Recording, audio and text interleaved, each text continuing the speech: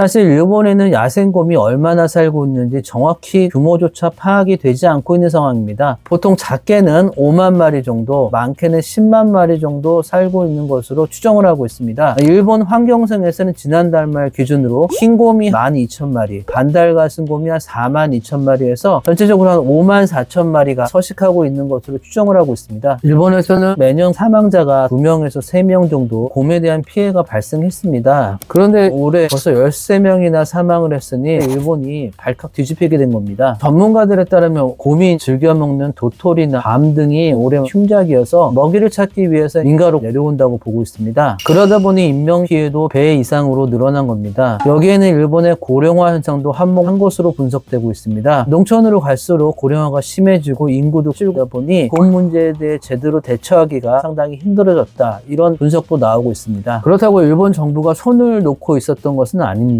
일본 환경성의 지난달 말 발표 자료에 따르면 곰 포획 숫자는 2008년 1492마리에서 2023년 9276마리로 늘었습니다. 올해도 5월까지 누적으로 6063마리를 잡아들이고 있는 상황입니다. 이렇게 매년 수천 마리의 곰을 포획하고 사살하고 있지만 피해는 늘어나고 있는 상황입니다. 12월은 곰들이 겨울잠을 들어가는 시기라 이전보다는 피해 소식이 조금 줄어들긴 했는데요. 하지만 일부 목면에 들지 않는 곰들이 민가로 내려오거나 산속이 아닌 빈집에서 동면하는 곰들이 발견돼서 놀란 가슴을 쓸어내리는 그런 상황도 빚어지고 있습니다. 게다가 겨울이 지나 목면에서 깬 곰들이 다시 민가로 내려올 가능성이 큰데요. 올해보다 내년 피해가 더 클 전망도 나오면서 곰과의 전쟁은 당분간 이어질 것으로 보입니다.